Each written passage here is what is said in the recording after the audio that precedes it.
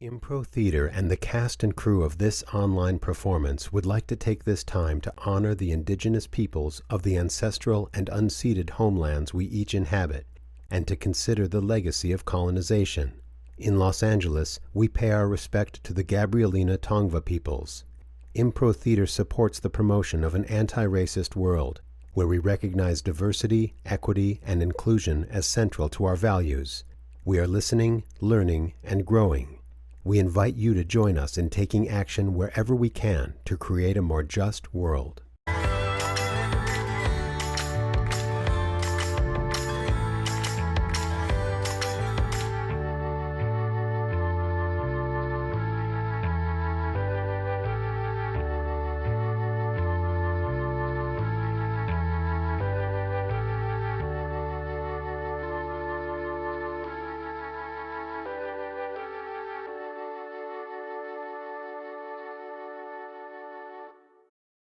Hey everybody, welcome to Impro Talk. So glad you could join us.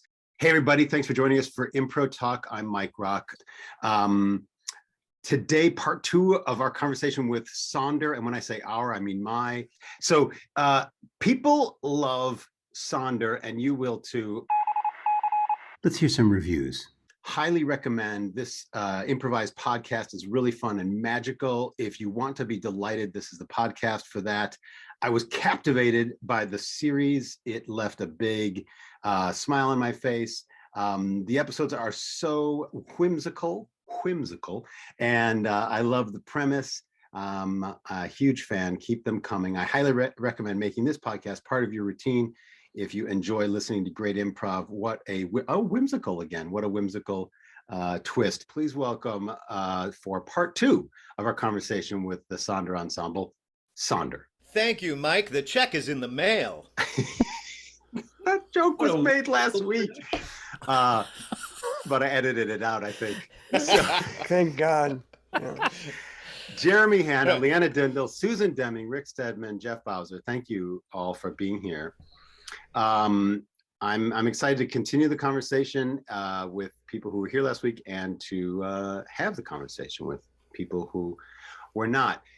Let's just get started by catching up, Susan and Jeremy and Leanna, with your individual origins of being an actor, being a storyteller, being a writer, that sort of thing, and that will segue us into your Sonder time. So who wants to go first? How about Jeremy? Okay, I was waiting for you to say. I started acting in elementary school because I was very quiet and shy. So my mom put me in theater, and now I won't shut up. I started doing improv because it was in high school. It was they wouldn't cast people in, like, you had to be a senior to get roles in plays. So doing improv and the improv club was a great way to start performing. Then I went into college. Started working with Lisa Fredrickson, and started doing stuff with Comedy Sports. And right after college, started doing stuff with Impro, and have been doing it ever since. It's my favorite thing to do, and I like it, and it makes me happy. Are you a LA native, Jeremy? I am an LA native. I'm from Newbury Park, California. So you're you grew up. Did you grow up with sort of I think I've asked this in other Impro talks with people from Los Angeles. Did you grow up with do you think a different influence from the film and television industry being so huge here? Do you imagine? I think so. There was a lot of stuff, like as a kid, I was always watching, like, my favorite movie was The Mask, and I would watch it 5 times a week. And I was like, that's who I'm going to be, Green. And I really wanted to be that, and realizing over time, oh, that's not who I am. That's someone else doing something. I should do what I do. But the big thing for me that I was like, oh, I could totally do this, was watching Whose Line Is It Anyway, where it's like, oh, they're making it up. That's the fun part. That's the part that I love doing, and getting to just play with people that I enjoy playing with, making my cousins play improv games with me in a hot tub. That sounded so much worse than it actually was. Gross. Very tight-knit family. Can you cut that part out? I mean, They I'm just were gonna all make the request. green too. They were all green. I could, my Jeff, but I gosh. don't think I'm going This to. turned into a Sonder episode for sure. Yeah. Jeremy, I assume because of the ubiquity of comedy sports in Los Angeles and in high schools, was your high school experience a comedy sports high school experience, or was it just improv in drama class? My school didn't have comedy sports. I went to the comedy sports summer camp my sophomore year of high school. And then we tried to get a team started, couldn't get it done. Then after I graduated, that's when my school started having a team. Cool. And so it was influential, but it wasn't the main focus of it for me in high school. And have you done much in the way of scripted plays or musicals or anything like that along the way, or has that not been your thing? I did a lot of Shakespeare in college. There was a Shakespeare festival coming out of it. I've been doing musical theater since I was 12, I think, just trying to do as much stuff as possible. So I did do a lot of that stuff, but I'm awful at memorization, and I would often not be off book until like the day before we opened. So improv was another way of having to avoid my least favorite part of theater, which is memorizing scripts. Leanna, what about you? I mean, I know we've talked about this before, but just for the sake of this particular episode. Sure. Yeah, I kind of like Jeremy. I did plays and things when I was a kid, and I danced too all through my childhood. And because I was interested in acting, I was thinking that improv would be a good skill, and I took it in college and actually really didn't like it. But then because I think that class was less storytelling and more like who can say funny stuff, as those kind of classes can be. And then I did Second City and was really intrigued when I saw Twilight Zone that Impro did, and then I was like, oh, it's like actually stories, not just like people being like haha. And so then I was like, oh, improv can be telling a story all together, and that's what I love about it now. Great. And Susan, you have a long theatrical history. I think you were the kid in the neighborhood organizing friends and family to do plays in the backyard. Yeah, kind of. I mean, I was definitely kind of the class clown. And my dad was a huge fan of comedy. And I grew up in the 70s where like every other show was a comedy and sketch show. It was like Flip Wilson and the Smothers Brothers and Sonny and Cher. So it was always like singing, dancing, doing funny skits. So that just sort of was a way that I communicated with my family and with my friends. Just doing bits like Jeff Bowser likes. It was all bits all the time. So I sort of grew up with that. And like Leanne, I was also a dancer, and I really wanted to be a prima ballerina, but I just didn't have the flexibility. So I ended up going to theater school. Really just loving that. And it sort of took me to the Groundlings when I came out here, because there was a great show at Northwestern called The Meow Show, which was the improv show. And I was in awe of those people. I thought there's no way on earth I could ever do what they do. So I always avoided improv until I came out here, and like everybody said, well, you got to do the Groundlings. You got to do the Groundlings. So I did. And it chewed up my soul a little bit for improv. And then I came to Impro and I really loved it because like Leanna, it was like, oh, it's story. And it's not like, here's my Chanel character. Not that there's anything wrong with that, but like that was sort of limiting. And if you weren't picked by the claw to be one of those special people, it was just sort of like, hit the road. So I came over as an improv refugee to Impro, and I've been here ever since. Picked by the claw. Oh my gosh. Fantastic. We'll take you and the rest of you. Also a Sonder episode right there. Yeah. That's it. Yeah. So we talked and we talked in part one. I say last week because that's when we recorded it, but for listeners, it's could be anytime.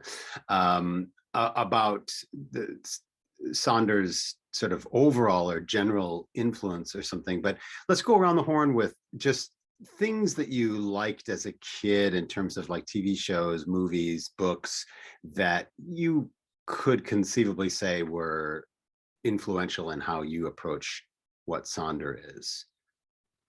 Anything that you think like, oh yeah, even if it's sort of reverse engineering and saying like, oh yeah, that probably. Jeremy? I love pro wrestling a lot. And one of the things that I love about it is it's always, it's not always, but it's always like good guy versus bad guy. They come out and say, hey, this is what's happening. This is what I want. And they do it with making big, bold choices and often going out like, this is either going to be incredible or it's going to be awful. And we're going to see how it goes. And to me, looking back now, I'm really like, oh, that's entirely what Sonder, what improv is to me, is we're going to go out there, we're going to make a big choice. I'm going to see if it works out. Everyone's going to support me no matter what. And then we're going to see if it turns into something fantastical. Like, I think like going in with the bird episode, Rick and I jumping in entirely and just being like, no, we're a couple who are going to be birds. This is obviously what it's going to be. And it felt so genuinely sweet the whole time. I think because the two of us were entirely committed to being a couple of birds. I was picturing a parrot. Spoiler alert! I was picturing a parrot sitting like on the back of an ostrich, and how that would look to the bird public. It's like because I was like, yeah, those words are different kinds of birds. But then I got a little more into it, and I was like, no, wait a minute. One of those things is like a gigantic dinosaur style thing, and one of those things is a lot smaller. So it's just, I don't know. Yeah, that's a great one. Who else with early? I love that, by the way, that pro wrestling influence for improv generally. That's such a great point. And I saw Jeremy do a noir, playing a real, villainous character in a noir one time, and that does fit. When I think about it, I'm like, oh yeah, that could have been a pro wrestling villainish character. Who else with some early influences? Jeff?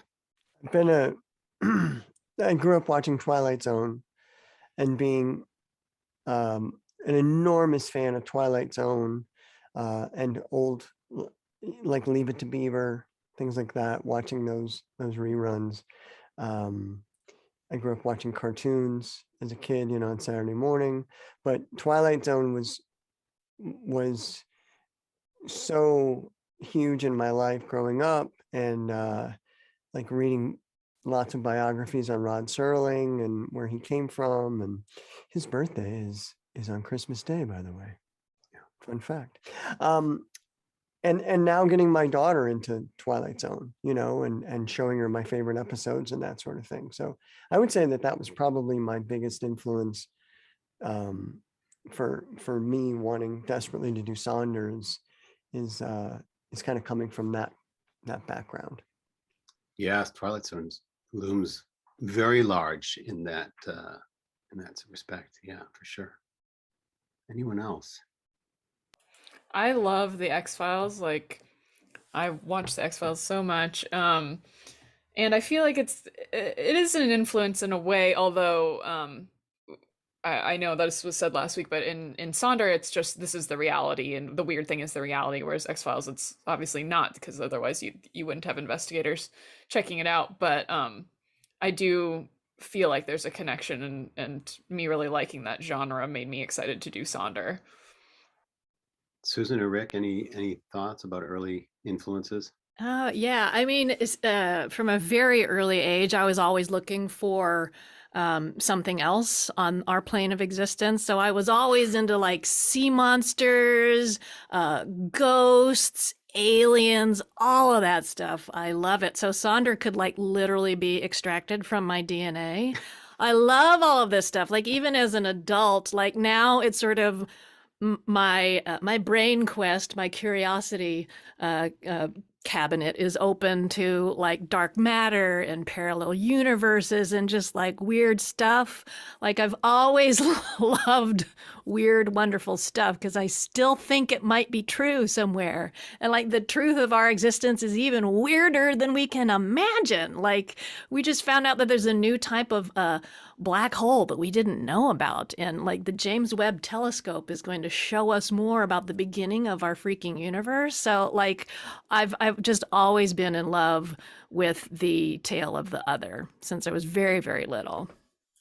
That's so funny, Susan, because that just reminded me that when I was a kid, when I was bored on field trips, I would be like imagining that like we went to like the water, like that makes the water for the city, and it was the most boring field trip ever. But I was like, maybe there's like some sort of sea monster in the water supply, and I'd be like imagining like finding it and having to like take it home and like save it like ET from the scientists and stuff. Totally, that would be awesomer. It would be awesomer than what we've been given, man. Did it ever happen to you guys when you would go somewhere and you're like, oh, I'm gonna go pick this candy, and then you think, are all the other candies in the dish sad that I didn't pick them? Yeah, I've had that kind Because of that thing feels of like the same train of thought where I assume, I don't know if it's because of Pixar or what, but I assume every inanimate object has a personality and that I have somehow offended it. Or that I'm like, Yeah, oh, no, they're sad. that's the legacy of Toy Story right there. That is a deep neurosis that's been implanted in a lot of generations through those movies. Yeah. The sad candy. Yep. The sad candy conundrum. I love Cabinet of Curiosities. That's a great idea. Well, that's stolen from Stranger Things, like Curiosity Cabinet, I think Right. it was. Yeah. I can't claim that, but I feel it. And like Jeremy, I do know what you mean. Like, and story is like an empathy engine. So I think because you are more of an empath and you're more of a storyteller, and like Leanna, like just in the surroundings, like we just create story when there's nothing there to tickle our fancies. Share No, your I'm just kidding. influences, Rick. I think, I mean, like I agree with all the ones that have been said to different degrees, like had an impact on me in terms of like, you know, they're kind of foundational to what we do in Sonder. And I've always been kind of an omnivore when it comes to like movies and TV shows and books, and I'm just kind of like I think there's a part of me that really doesn't want to not know what people are talking about. So there's some like neurotic part of me that's like, I need to have seen and read everything, which you can't do. But I think like in addition to, you know, most of the stuff that's been mentioned has been sci-fi, and a lot of Sonder is kind of sci-fi, but a lot of it isn't. I think a big impact that we don't really talk about that much, but is a huge part of the series, is horror. There's a bunch of horror stuff, even in like kind of sillier episodes. There will be aspects of horror kind of lurking there, and then some. You know, one of my favorite episodes that we did was the sci-fi episode that takes place in I think it's a space station or a spaceship, and time is being like eaten. I can't even remember the specifics of this, but I really liked it because it was a real like sci-fi horror story, and it was genuinely scary to be in. I wrote down, Jeremy gave a word for chromation or Chronosians. Chronosians. Mm-hmm. Where did that just come out of your improv brain? So it comes from video games. Does it really? Okay. Because Chronos was I think had something to do with time, and there was a game called Chrono Trigger where it was all about time travel through things. So it was, okay, Chronos, how do you make that a person? Add Jun. So Chronosian. I love it. It was Chronosian or Chronoite or something like that, and Chronosian flowed better in my head. So it was, yeah, so it's CHRONO, so as in time, having to do with time. Yeah, not as in chronic like the album. Right. I loved when that came up in that episode as a plausible explanation for what's going on. And the yes ending in that, I don't remember if I heard that live. So I might be only remembering the sweetened or recorded version, but the yes anding of going deeper and deeper and deeper into trouble and not being afraid to make things worse before anybody tried to offer any kind of a solution was just really great. It was also really fun in that one how people would start looping. Yeah. And everyone was immediately like, cool, we're looping. That's just what we do. Whereas I feel like it would be so easy to get trapped in a situation where it's looping, like, what are you doing? Don't do that. What's going on? As opposed to just, like you said, yes anding and supporting what was happening. When we're improvising on stage, it's sometimes, particularly if the ensemble isn't super experienced with one another, it can be difficult to telegraph an impulse or an instinct or a choice that you're trying to get into other people's heads. Do you think it's harder or easier with headphones on and your eyes closed and your cameras off to do that sort of thing, to kind of get across the idea that, okay, we're looping? I think it's both harder and easier. I think it's like on its face, definitely harder. And because of that, we have really rehearsed making big, clear offers. We especially like in the creation of the thing as we were sort of discovering it, we ran into a lot of problems with, oh, I was trying to say that this, and it turned out like a lot of these offers were mostly in our heads, and we were expecting the rest of our cast to be telepathic, and like that kind of kept happening. So Kelly Holda Bashar, our director, kept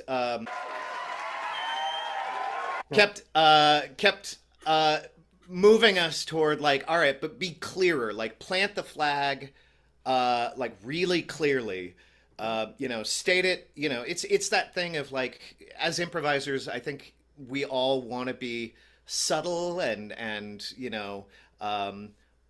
artful with offers, and the problem with that is like most of the time nobody knows that you're making an offer at all. So because it's harder, it became easier because we got really, really clear. That's great.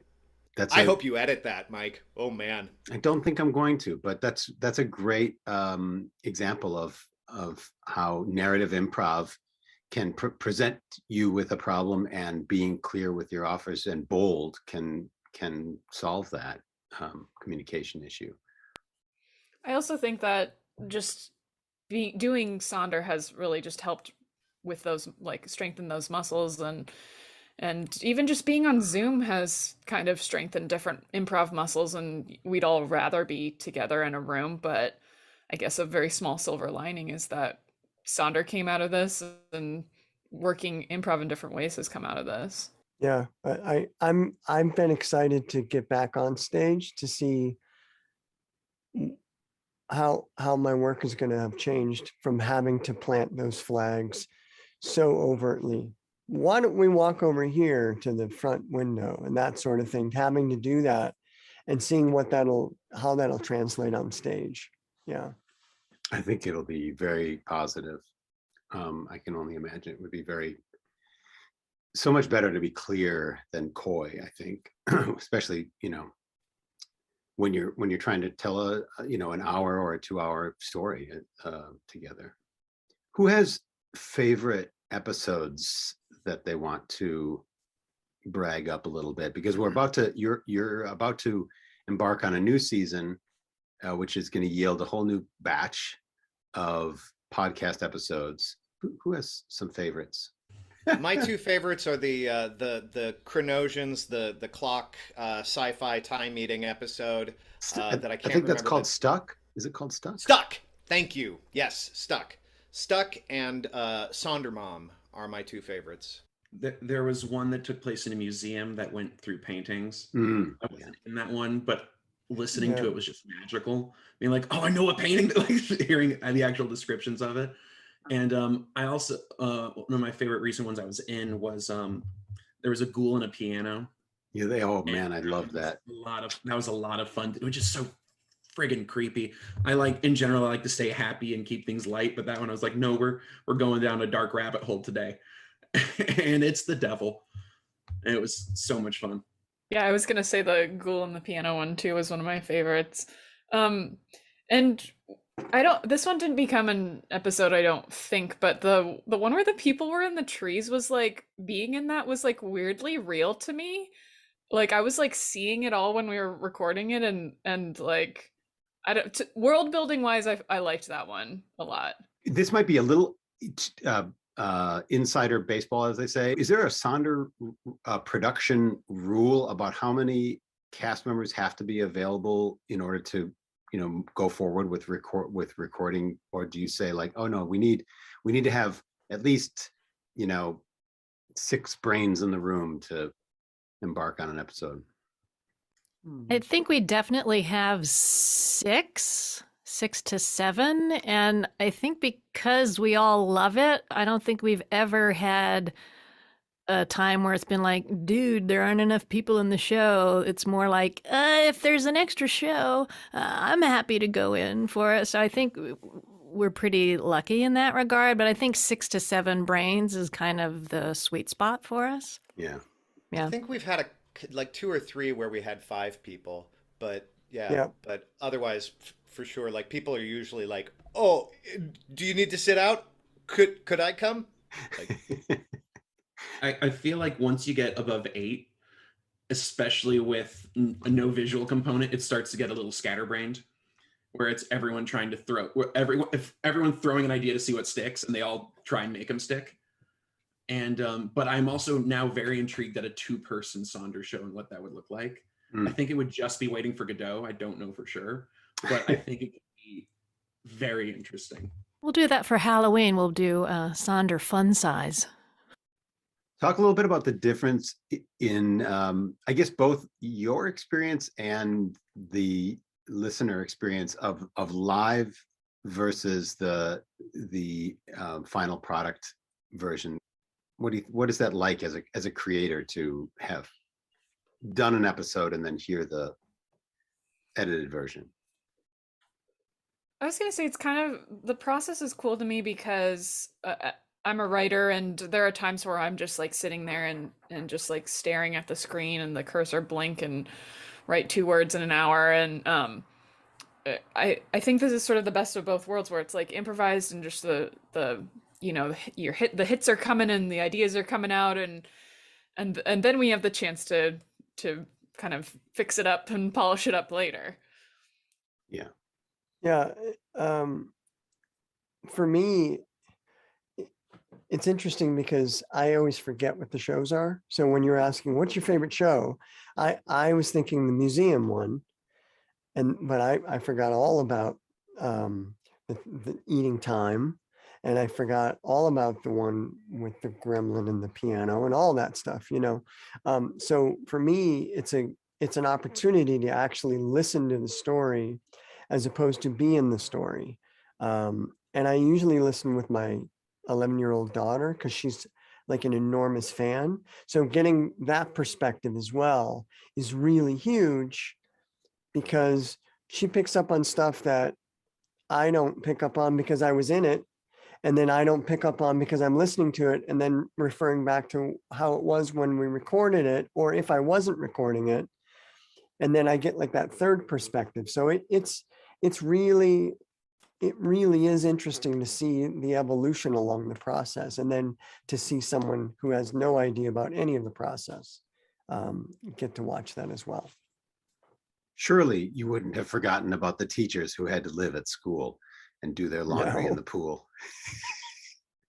That's actually an interesting one to bring up, because I think that was one afterwards where a lot of us were like, we don't know how we felt about that episode. And then when it came out, it's like, oh, this is great. Like, this turned out really well. It's become kind of a thing where the live episodes and the recorded episodes feel so different that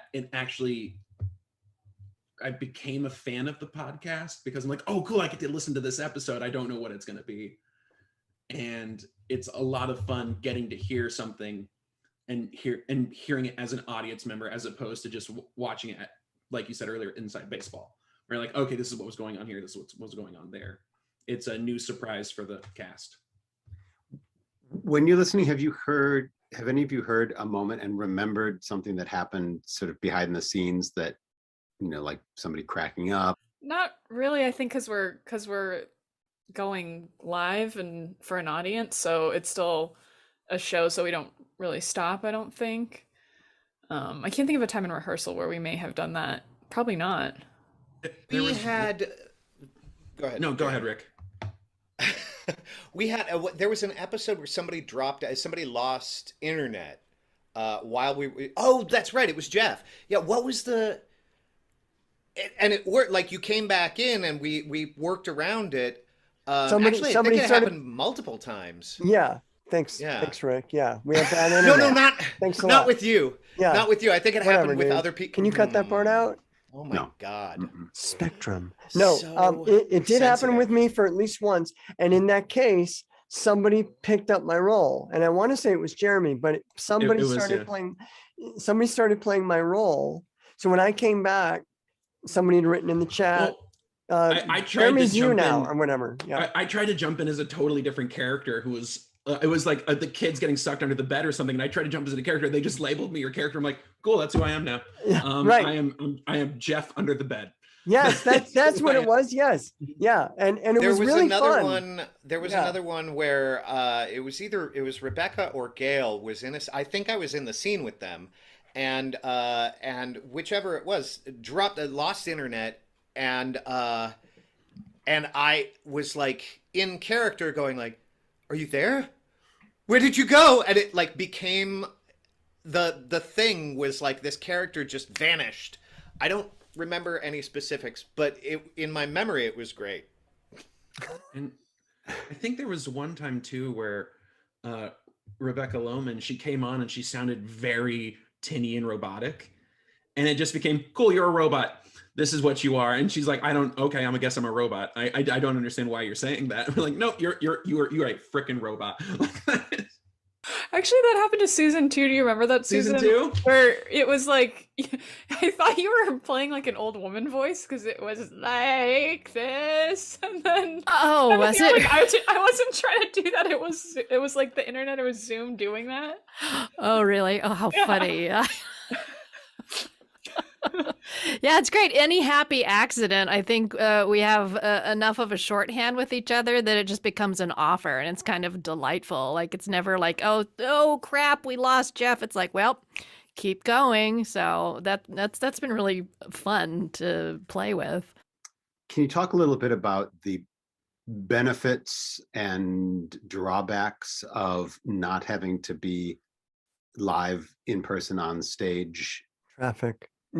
Like it's just nice to be able to be relaxed getting in there, and for me it's really focused me more on planting those flags and building out the world, I'd say, and connecting, because there's something very intimate about having a show while you're in the dark and all your castmates are on the other side of town and now on the other side of the world. So it's kind of really made me dig deeper to try to connect with people. Yeah, Helen is in London now. Anyone else? I will say that when we first started this, I was pretty hostile to the idea. And I even said that in the first class. I said to Kelly, I'm like, I am not sure about this at all.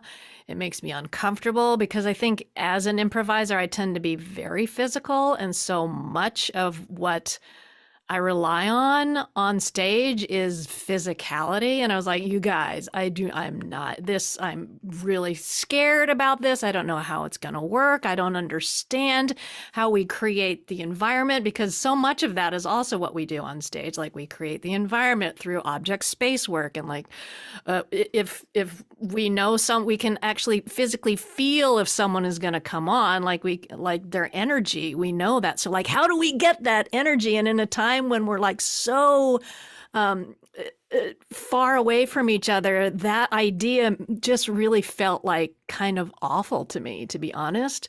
But through the rehearsal process, like Jeff is saying, like, it's like, okay, great. Now I'm going to really have an opportunity to exercise this other muscle, the quiet listening muscle. And a lot of the things that I've wanted to work on as an improviser have just happened. You know, I sort of, for me, it's like stop, drop, and roll. It's like too many offers. Too many offers. Like, so for me, I've always been, oh, stop, drop, and roll. Like, what's happening? Get the lay of the land. And like, we really have to do that in Sonder. Whereas on stage, maybe like 6 or 7 people would tumble on with like, here, I'll fix it. Here, I'll fix it. Here's what I think is happening. Oh, no, this is what you think is happening. So for us, like, really, you just have to be like, ooh, go quiet. Figure out what it is, like ramp everything down. So it's now one of my favorite ways to improvise, which is like 180 degrees from where I started when we started to develop it. That's great. Stop, drop, and roll, of course, was the old PSA about what happened. What do you do if you are on fire? If you catch on fire in your PJs. It made me really scared about being like catching on fire very easily, and it still hasn't happened yet. I was going to say, like one of the things that's interesting about doing this from home, like there's the convenience, right, of like there's no traffic and no parking and all of that, and you can literally walk from your couch into your rehearsal or your show or whatever. But the flip side of that is that there are all sorts of distractions that aren't there when you're in a theater and you're working with your cast, with your ensemble. That like sometimes your cat decides that he wants to have attention, and also he needs his claws trimmed really badly. But like there's even just earlier in the process, like I had more stuff kind of behind my computer that was catching my eye too much, and I just had to move it because I was getting distracted, just by objects. So it's like this. It's a very odd challenge, and now I find when we often, when we're rehearsing, kind of split into 2 casts, and we'll have one cast do a story and the other cast listen, and then we'll sort of flip if that's if those are the numbers that we have for the rehearsal. And when I am in the group not currently performing, I find I can't just sit and listen. My attention is just too all over the place. So I'm usually like doing dishes or something while the other cast rehearses, because that's the only way that I can focus in. Like I've learned all sorts of things about my focus or lack thereof through this. One of the things I thought I would miss more was not having an audience, because we're all performers. We all pretty much get off on audience response to whatever we're doing, and knowing that that energy is there.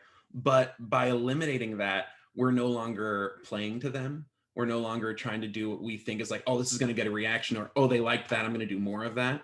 It's become almost just pure focusing on the story and the improv itself, so that it's like getting almost a straight shot of caffeine, not like in a soda or in a drink. It's just like, no, this is purely going straight in, and that's going to do its job. And that improv drug. And the other thing that I love about it is it feels like a family Zoom call every time, for me at least. Where it doesn't feel like, okay, we're getting in, I'm doing this, I'm doing a class, I'm doing a rehearsal, I have to do this meeting thing. It's like, oh no, we're all together again. What are we going to do? We're going to do Sonder. It's going to be great, guys. And then we do the saddest thing imaginable. Storyline wise.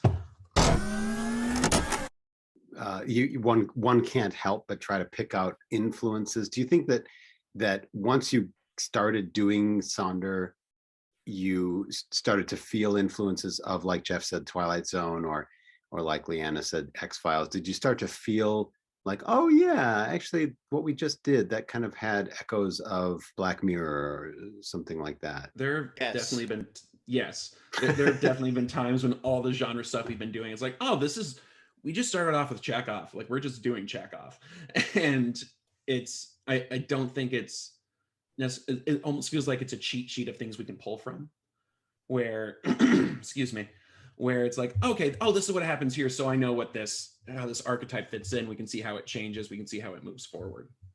You mean other genres that you've improvised in kind of becomes Right. a cheat sheet? Exactly. There's a shared vocabulary there. Is there a character that someone else did that you were like, oh, I want to be that character. I want to do that character. Every terrible person that Jeff Bowser has ever played, and he has played so many of them. Rico is my favorite. Rico. Rico. Rico. Remind us what episode that Rico's from. That's the Peter Pan episode. Oh, from Peter Pan. Yeah. But really, Rico shows up in a lot of episodes. Yeah. At that point, Jeff had already become kind of famous within the ensemble for these like just terrible, terrible, toxic dudes that he would play, which is hilarious because if you know Jeff, like there is no one sweeter than Jeff Bowser, but he just would play these awful people, and there would be times where I'd be like, oh man, I wanted to play an awful person, but like I clearly missed the window. Jeff clearly got there, and nobody's going to do it better. Yeah. In the Peter Pan episode, the character that the analog for Wendy works in an office, and Peter Pan comes back looking for her, and close on his heels is the Captain Hook character, and they're kind of they're gross. And Susan's character is totally in love with the Peter Pan dude who's Yes. Oh my God. Oh my Rico- God. Although Susan and I end up together in that one. That's I'm right. Captain Hook, and we end up hitting it off. Spoiler alert. Rico gets nobody though. Rico gets nobody because he has Rico a deserves man nobody. bun. He is just He's got like a man he's bun, and isn't he in sandals too? With Yeah, socks, he- I think. Yeah. With Yeah. socks. It's not, listen, there's a reason why Rico's the way he is, and that's because he never gets the girl or girls, because that's I- how Rico plays it. I think right? they're Crocs. I think they're Crocs with socks. Oh, Yes. man. Crocs with socks, and man. it With rhymes. Ugh. socks. Yeah. Yeah. Yeah. What other characters do you have character envy for? Gabby Feldman. That's Oh, what I of was gonna say course. too. Yeah. Yeah. Yeah. That's Karen Karen. Feldman. Karen Foreman as Gabby Feldman. as the news, sort of like sort of like an entertainment news type character with all Sonder breaking news stories. I would say like any older character that Susan Deming plays, like anytime the age gets above like 70, that's like, oh, well, she's got it now. It's I'm your girl. Anyone middle age and above. Yep. I also I also want to shout out every time Leanna plays like a witch or a hag, like because it's always so unexpected for me at least, and it comes in like and I get very happy every single time. Oh, and our English Rose, Helen Alamano, playing the ghoul in piano. It Oh, was man, like, that's- oh, Helen, Dark Side, hello. Yes. That was a classic. and being the mom and Sonder mom too, right? She was Yeah. the biological mom. The biological mom, yeah. Yeah. Yeah. And she Sonder was- mom and Biological. Yeah, and she was kind of one of the bad moms of the Parrot Boys too. Like she and I were like just bad moms for the Parrot kids. I gotta say, like, when we did the Peter Pan episode, there was a part of me that was like, oh, it would have been fun to be Peter. But, like, Eric Carthen, there is no, like, that's the perfect casting. And as the episode progressed, we got a couple of scenes in, and I just got this, like, oh, please, nobody take Hook. Oh, please, I want to be Hook. Oh, please. And then when I got to start a scene as Hook, I was like, yeah! And I was so enthusiastic playing Hook that I completely blew out the audio because I was just screaming in my apartment and listened to the produced episode, and I was like, oh, okay, all right, lesson learned. Like, back off the mic. Yeah. Peter Pan is very, very close to my heart. One of the first theatrical experiences I had. I was one of the kids when I was Michael Darling when I was 8. So there's this thing that started happening after the podcast went live, where it was introduced that you might listen to the podcast while enjoying a Sonder cocktail. Where did that come from? Gail. Gail wanted an excuse to drink. Gail is the marketing department behind the Sonder cocktails. Yeah. Yeah. Yeah, and- Gail Brennan invents these and puts out the recipes. Susan, do you know more about like her process? The process was we were trying to come up with easy promotional tie-ins, and this was like the beginning of the pandemic where a lot of like craft gin distillers were like doing things where we'll send you a G&T in the mail, and like Dripply came along, so there's a whole bunch of like this alcohol by mail. So we thought, well, let's just make it easy for an advertiser to glom on to what we're doing by making it easy for them, because we already are pairing our episodes with a lovely drinky. And Gail just ran with it. We would tell her what the episode was, and she would take it and she would create this craft cocktail that would be a perfect accompaniment to each episode. And you follow Sonder on Instagram, and you'll see the cocktails as they come up.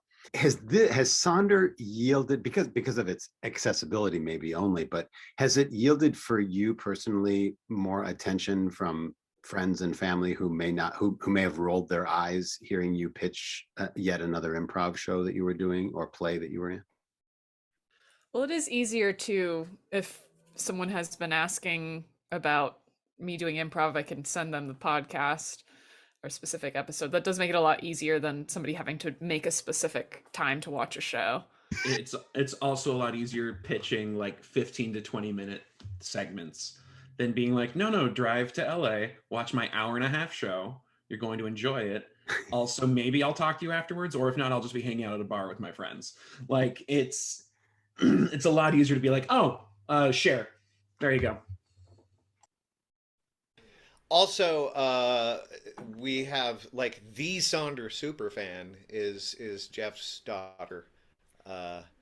Like she was the first, like, talk about early adopters. She was our first like rating on iTunes. She was just like, she is into it, and that's like she's kind of become an unofficial mascot, I'd say. I think you're right. It's very cute to hear her talk to her friends about it. She's 11. And when we started this, she was 10 or maybe even 9. I don't remember. Yeah, she was little. And, but hearing her tell her friends, and her friends like, I'm going to go home and listen to it. And then like maybe an episode comes out where something like, oh, maybe her friend shouldn't hear that episode. Like, it's okay for me because a lot of water under the dam during the pandemic and some other things that our family's been dealing with. Like, yeah, you know what? A couple of F-bombs, you'll be fine. No big deal. But maybe not for all kids. But that has been pretty fun watching that too. She is super pumped about this new season. And during Spooky Sonder, I had to sleep in her room, I think twice after hearing episodes. Daddy, that was kind of scary. I'm like, yeah, I know. Were you sleeping? Yeah, okay, fine, whatever, Even though I was maybe in the episode, I'm like, I'm in it. I'm in the episode. Someone here.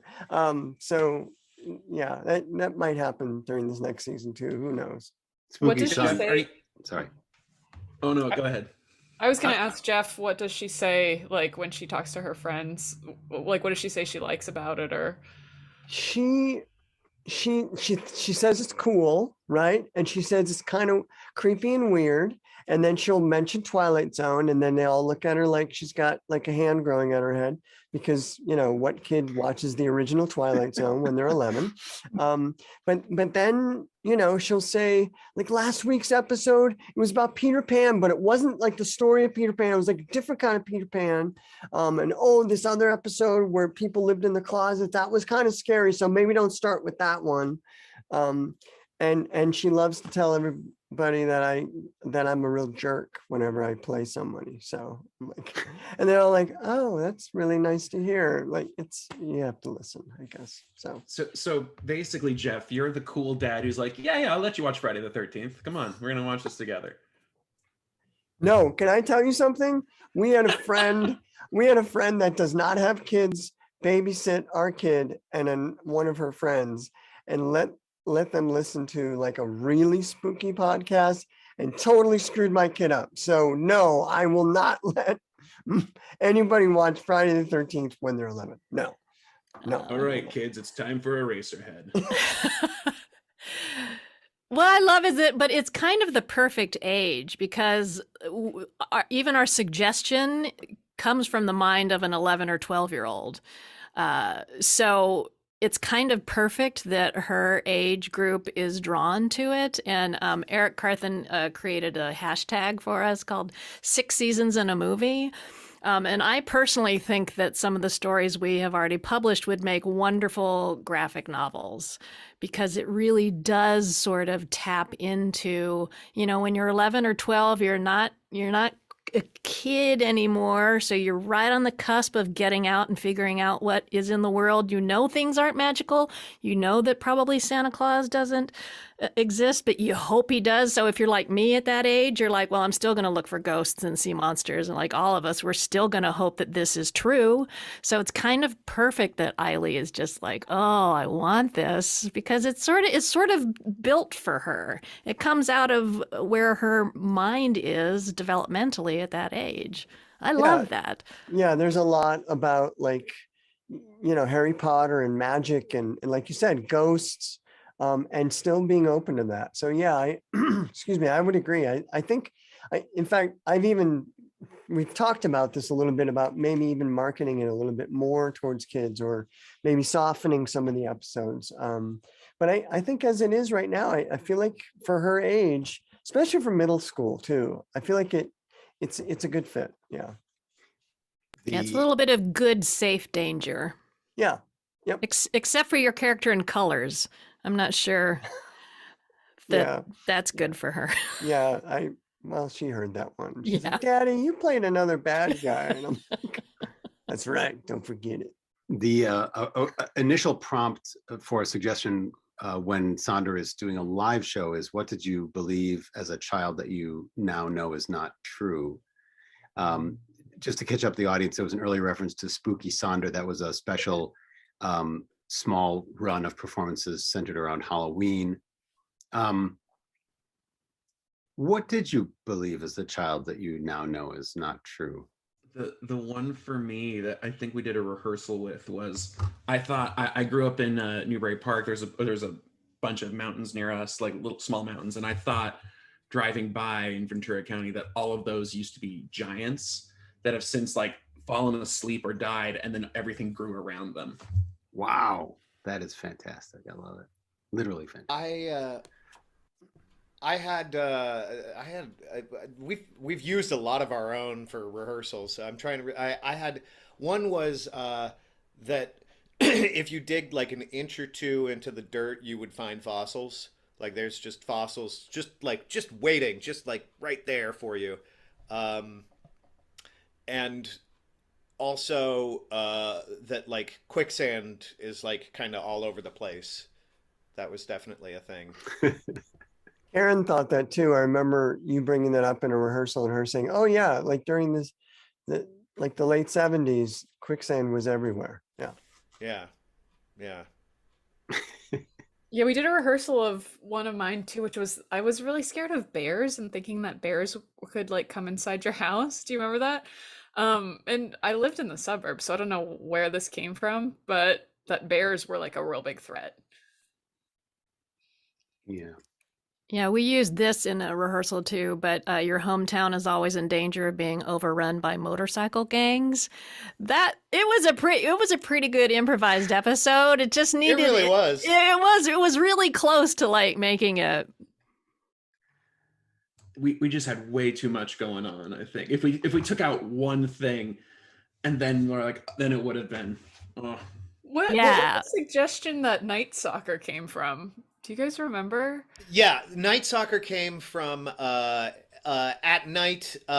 When you play soccer at night, there are no rules. And we took this was one of my favorite things that we ever did, actually. That was the suggestion. When you play soccer at night, there are no rules. And we took that as like, when you play soccer at night, there are no rules for society. So it's like the purge almost. Yeah, it became the purge. It became like just, well, night soccer. So we're just mugging people and attacking and just, it was hyper violent because there was night soccer. So, yeah. Lots of red cards. Yeah, lots of red cards. It was that one. Where did the Inker one come from? Oh, think that was that was in rehearsal, right? Yeah, no, that's no. Yeah, permanent marker is really permanent. really permanent. Yeah. Yeah. Mm-hmm. Yep. Forever.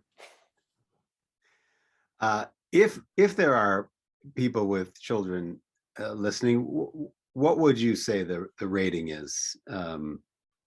Jeff admitting as a parent that he has been maybe more liberal than he might with an 11-year-old's ears, but what would you say is an age limit for Sonder?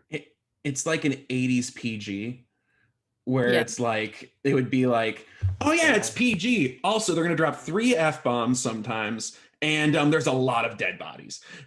But it's at the same time, you're like, yeah, you can watch Goonies. Sure, go ahead. Yeah, and there might be a boob. No, This I is was just the gonna. tea. I This don't is think the we have many F-bombs at all. It's very No, we rare. don't. I think we're at most we're a PG-13. I think most of the time we're PG. But like I think we have some episodes that emotionally feel like they should be R-rated because it's just so heavy, and like I'm still scarred by the Swamp of Sadness and Never Ending Story. What are you looking forward to when we, as a storyteller, as a performer, when we are able to get back into rooms? I think just like picking up on people's like little micro expressions and being able to like read them a lot better, because it's easy to miss things on Zoom, or there's a delay and somebody jumps in their frame. Sure. We've been lucky enough to have Chris Dion as our technical improviser for Sonder, and he's brilliant. But and like he adds huge amounts to the show for us. But I think like I miss having a technical improviser on stage performances. Making lighting choices and ending scenes and sound effects coming in that there was a period at Impro where I think there was a breaking glass or gunshot sound effect that just kept like surprising people in the middle of stories, and I feel like that was a lot of Emily Jacobson like dropping gunshots in the middle of scenes, and all of a sudden you got to deal with that. But I miss that aspect, the technical improvisers getting that kind of control over things. I miss touching people. Yes. Like being able to reach out and just put a hand on a shoulder in a scene. It's one of my, to me, that's always like one of the more powerful things. I don't know why it's just that thing, but it always feels so like sincere and genuine whenever that happens. Or And, threatening if it's a villainous character. Yeah. That was always a thing where it's like, oh, now we're definitely connected. Now we know what's happening. Yeah, it's we talked in Sonder Part 1 Impro Talk about the how the episodes are able to reach this emotional depth and resonance, and you're doing that from the privacy of your own homes, many of you recording with your eyes closed in a dark room, without the possibility of feeling people's energy close to you or being able to physically touch somebody else. So that's really saying something about your storytelling. Jeff? I think it's, for me at least, it's, excuse me, I think it's forced me to be more open as a performer and be more vulnerable, because I'm in a darkened room and only have my voice and can stand and turn away from the mic. That's about all I get. So I feel like it forces me to go a little deeper, because I can't rely on just standing there and listening to somebody for impact. I have to maybe say something so they know, so that other character knows I've heard what they've said and how it affects me as another character. It's interesting too, because I realized when we're doing Sonder, I don't actually close my eyes, but I'm imagining you guys like as your characters, like with me, in front of me, and that doing Zoom, like where you're looking at your screen, you don't really do that because there is a person there and you're trying to like read what they're doing. But it is kind of nice to like imagine you guys like here in my office room with me improvising. That brings up a great point, Leanna. Are you picturing actually being in the place, the world of the episode with the other people, or are you picturing in your mind being on a stage? Well, I'm picturing the world, not a stage, and then it's like if it's Rick but he's playing a child or something, like I'm seeing a child but it's also like still Rick. It's like a dream where it's like it's not the person but you know it's the person. That's kind of what I'm picturing. Sure. That's exactly. Yep, agreed. I'm in the world for sure. I see the world that's been created, and like for the colors episode, I was seeing those colors and seeing the car painted a certain color, and especially the room that we've created or whatever. Yeah, and then it's that dreamlike state. That's perfectly put. Yeah, it's like audio VR. It's the way we used to, we listened to radio and everybody had their own experience of the world that was being painted. So I definitely see the world, and it's like it's all in here, man. It's like it's really exciting. A big thing of it for me is like you're seeing the world is there. To me, that's like, okay, that's the backdrop. We have it all set. The big thing for me is just listening to how everyone is talking, not just the words that they're saying. But if I feel it coming out a certain way, then I'm like, okay, then I feel like this is how I would respond to this. And it becomes much more, I guess, emotionally direct, where it's not so much trying to build the world and visually make it look like something in my head, but being like, oh, okay, this is the emotions that is happening because this is just a regular thing to these people. So all these things are fantastical and crazy, but to them, it feels like they just went to a Baskin Robbins. The new season of Live Sonder is happening even as we speak. And you can continue checking out live episodes of Sonder Fridays and Saturdays at 8 o'clock, Saturdays and Sundays at noon. On the Impro Theater YouTube channel starting November 11th, 12th, 13th, and then the 18th, 19th, and 20th, Fridays and Saturdays at 8 p.m., Sundays at noon.